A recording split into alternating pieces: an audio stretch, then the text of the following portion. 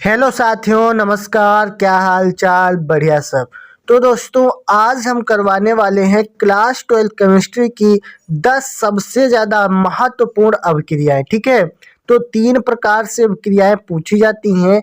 पहला होता है बाय नेम रिएक्शंस, दूसरा होता है क्या होता है जब, और तीसरा टाइप होता है कैसे प्राप्त करोगे। ठीक है, तो आज हम तीनों टाइपों को अलग अलग समझने वाले हैं। ठीक है, आज के बाद आपको अभिक्रियाओं की टेंशन खत्म हो जाएगी। ठीक है, तो चलिए वीडियो को करते हैं स्टार्ट। चैनल पर पहली बार आए हो तो सब्सक्राइब कर लीजिएगा, क्योंकि बोर्ड एग्जाम तक लगातार आपको इसी तरह से तैयारी करवाते रहेंगे। ठीक है, तो चैनल को सब्सक्राइब कर लीजिए और वीडियो को लाइक करके दोस्तों में भी शेयर जरूर कर दीजिएगा। ठीक है, तो चलिए पहली हम रिएक्शंस देखते हैं।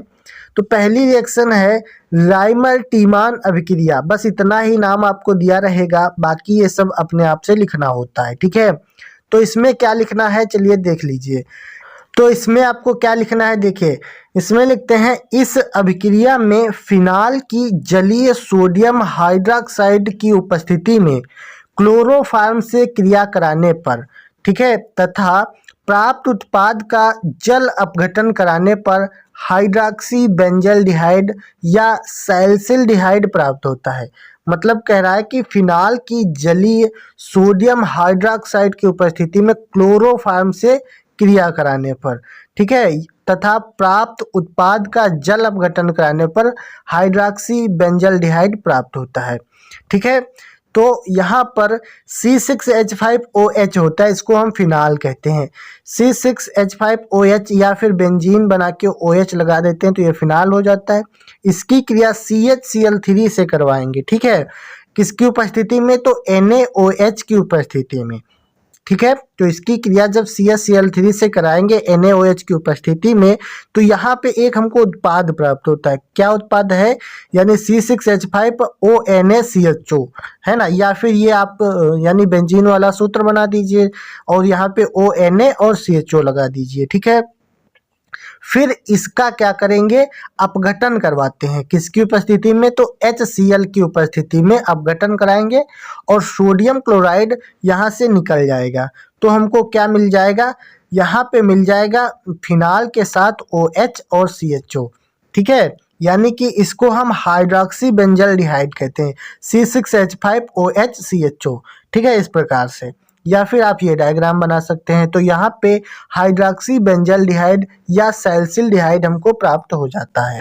तो इस प्रकार से राइमर टीमन अभिक्रिया कहलाती है। ठीक है, समझ गई ये अभिक्रिया क्या होती है। उसके बाद में अगली रिएक्शन, अगली अभिक्रिया पूछी जाती है क्लीमेंसन अपचयन अभिक्रिया। काफी ज्यादा इंपॉर्टेंट है। क्लीमेंसन अपचयन अभिक्रिया क्या होती है? ठीक है, तो इसमें क्या लिखना है, देखिए इसमें लिखते हैं जब एसिटल्डिहाइड का जिंक और HCl की उपस्थिति में अपचयन कराते हैं तो एथेन प्राप्त होती है। मतलब कह रहा है कि जब एसिटल्डिहाइड का जिंक और HCl की उपस्थिति में अपचयन कराते हैं तो एथेन प्राप्त होती है। ठीक है, एथेन का सूत्र क्या होता है ये आपको कमेंट में पहले बताना है। ठीक है, क्या होता है ये आप लोग सभी लोग जानते हैं। तो यहाँ पे हम एसिटल्डिहाइड का जिंक से और HCl से क्रिया करवाएंगे। कैसे? देखिए CH3CHO क्या होता है? एसिटल्डिहाइड होता है। ठीक है, प्लस 4H की उपस्थिति में, यानी 4H यहाँ पे लेंगे हम क्या करने के लिए? अपचयन करने के लिए। Zn और HCl की उपस्थिति हो जाएगी। तो यहाँ से अपचयन जब होगा तो CH3CH3 यानी कि एथेन हमको प्राप्त हो जाएगी। ठीक है, एथेन कैसे पता चलता है? जिसमें 2 C होते हैं।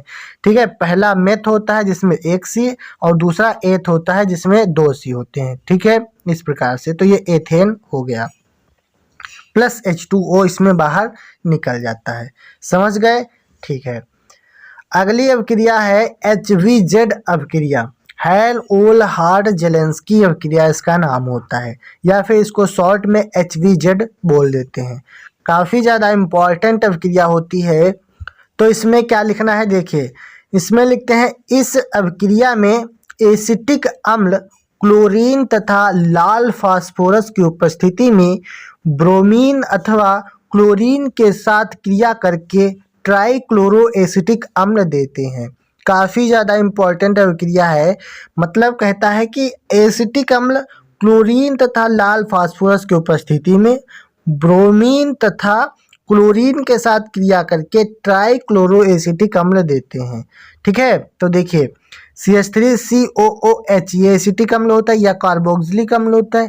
ठीक है, तो इसकी क्रिया Cl2 और लाल फास्फोरस की उपस्थिति में करवाएंगे तो CH2Cl COOH प्राप्त होगा। फिर इसकी Cl2 की उपस्थिति में करवाएंगे, क्रिया करवाते रहेंगे, कई बार करना है, तो CHCl2 COOH प्राप्त होगा। फिर और CHCl2COH का क्या करेंगे, Cl2 और लाल फास्फोरस की उपस्थिति में फिर से क्रिया कराएंगे, तब हमको ट्राइक्लोरो एसिटिक अम्ल मिल जाता है। तो यहाँ पर आपको प्राप्त हो जाएगा CCl3COOH। ठीक है, तो ये है ट्राइक्लोरो एसिटिक अम्ल। तो HVZ अभिक्रिया मोस्ट इम्पॉर्टेंट होती है, तो आप लोग इसको जरूर तैयार कर लीजिएगा। ठीक है, उसके बाद में अगली अभिक्रिया काफ़ी ज़्यादा पूछी जाती है। तो अभिक्रिया दी जाती है रोजेनमुंड अपचयन अभिक्रिया, यानी कि एक है HVZ अभिक्रिया और दूसरी है रोजेनमुंड अपचयन अभिक्रिया। दोनों काफ़ी ज़्यादा इम्पॉर्टेंट हैं। ठीक है, तो इसमें क्या लिखना है, चलिए समझते हैं। इसमें लिखना है इस अभिक्रिया में बेंजोइक क्लोराइड की क्रिया हाइड्रोजन से कराने पर बेंजल्डिहाइड प्राप्त होता है। मतलब बेंजोइक क्लोराइड की क्रिया हाइड्रोजन से कराने पर बेंजल्डिहाइड प्राप्त होता है।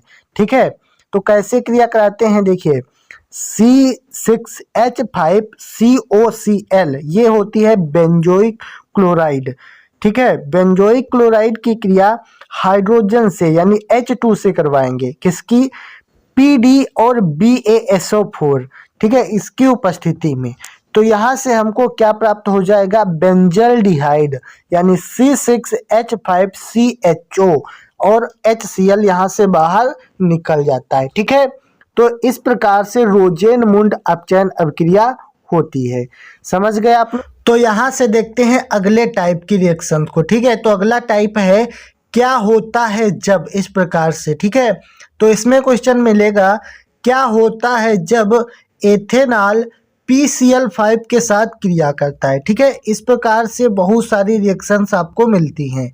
तो इसमें कुछ नहीं करना होता है, सिर्फ ये अभिक्रिया की रिएक्शन ही आपको लिखनी होती है, बाकी इसमें कुछ करने की जरूरत नहीं होती है। ठीक है, जैसे बोला गया है एथेनॉल PCl5 के साथ क्रिया करता है, तो हम एथेनॉल की क्रिया PCl5 से करवाते हैं, तो यहाँ पर C2H5Cl यानी कि एथिल क्लोराइड हमको यहाँ पे मिल जाता है। ठीक है, और POCl3 प्लस HCl भी इसमें हमको मिलता है। तो क्या रिएक्शन हो जाएगी, C2H5OH प्लस PCl5 इसके क्रिया करवाएंगे, तो यहाँ पे हमको C2H5Cl plus POCl3 plus HCl हमको प्राप्त हो जाता है। ठीक है, इस प्रकार से आपको रिएक्शन करनी है। उसके बाद में अगली रिएक्शन आती है क्या होता है जब फिनाल को ब्रोमीन जल के साथ क्रियान्वित किया जाता है। मतलब फिनाल की क्रिया ब्रोमीन जल के साथ करवाते हैं। ठीक है, तो फिनाल ये हम ले लेंगे, इसकी क्रिया 3Br2 से करवाएंगे, किसकी उपस्थिति में, H2O की उपस्थिति में। तो यहाँ पे हमको क्या मिलेगा, ब्रोमीन से क्रिया करवाते हैं, तो यहाँ पे फिनाल मिलता है और ब्रोमीन ब्रोमीन ब्रोमीन। ठीक है, मतलब 3 जगह ब्रोमीन मिलेगी, एक OH मिल जाएगा। ठीक है, तो इस प्रकार से हमको मिलता है। और उसके बाद में अगला रिएक्शन जब करवाते हैं, जैसे कहा जाता है क्या होता है जब बेंजीन डाई एजोनियम क्लोराइड के जलीय विलयन को गर्म किया जाता है। मतलब इस प्रकार से पूछा जाता है बेंजीन डाई एजोनियम क्लोराइड के जलीय विलयन को गर्म किया जाता है तो क्या होगा। तो यहाँ पे बेंजीन डाई एजोनियम क्लोराइड का ये सूत्र होता है, याद कर लीजिएगा।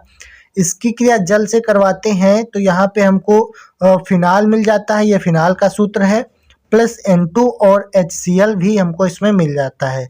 तो ये रिएक्शंस आप लोग देख लीजिए, इसको नोट कर लीजिए, यही आपको लिखना होगा।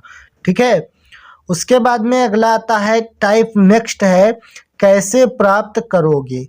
ठीक है, कैसे प्राप्त करोगे ये सिर्फ बहुत ज़्यादा इम्पोर्टेंट है, इसमें कुछ नहीं दिया होता। जैसे कहेगा कैसे प्राप्त करोगे फिनाल से बेंजीन। फिनाल से आपको बेंजीन बनाना है तो कैसे प्राप्त करोगे। तो फिनाल की क्रिया Zn से करवाते हैं तो यहाँ पे बेंजीन हमको मिल जाती है प्लस Zn वो बाहर निकल जाता है। ठीक है, जैसे ये फिनाल है इसकी क्रिया Zn से करवाएंगे तो बेंजीन निकलेगी और Zn वो बाहर निकल जाएगा इस प्रकार से। ठीक है, उसके बाद में अगला टाइप तो चल ही रहा है, अगली रिएक्शन आती है कैसे प्राप्त करोगे फिनाल से पिक्रिक अम्ल।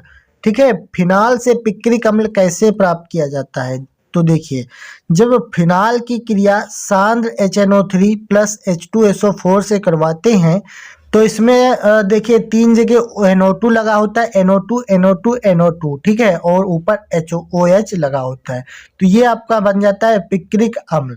ठीक है, काहे से क्रिया करवाते हैं तो HNO3 और H2SO4 से। ठीक है, इस प्रकार से ये रिएक्शन बनाई जाती है। उसके बाद में हमारी लास्ट रिएक्शन है, ये भी क्या होता है जब इस प्रकार से है, जैसे दिया जाता है बेंजल्डिहाइड को कास्टिक सोडा यानी NaOH विलयन के साथ गर्म किया जाता है तब क्या होता है। ठीक है, तो बेंजल्डिहाइड क्या होता है, देखिए 2C6H5CHO ये होता है बेंजल्डिहाइड। ठीक है, इसमें हमको क्या करवाना है, NaOH से क्रिया करवाना है। तो यानी ये बेंजल्डिहाइड हो गया, NaOH से क्रिया करवाएंगे तो हमको क्या प्राप्त होगा, ये C6H5CH2OH प्राप्त होता है। मतलब ये जो डायग्राम बना होता है इसका मतलब होता है C6H5। ठीक है, और ये है CH2OH प्लस इसमें क्या प्राप्त होगा, C6H5COONA प्राप्त हो जाता है। ठीक है, तो इस प्रकार से सारी रिएक्शंस की जाती हैं। तो उम्मीद करते हैं वीडियो आपको अच्छी लगी होगी। अगर वीडियो अच्छी लगे तो चैनल को सब्सक्राइब कर लीजिए और वीडियो को लाइक करके दोस्तों में भी शेयर जरूर कर दीजिएगा। ठीक है, हम मिलते हैं अगले वीडियो में, तब तक के लिए जय हिंद, वंदे मातरम।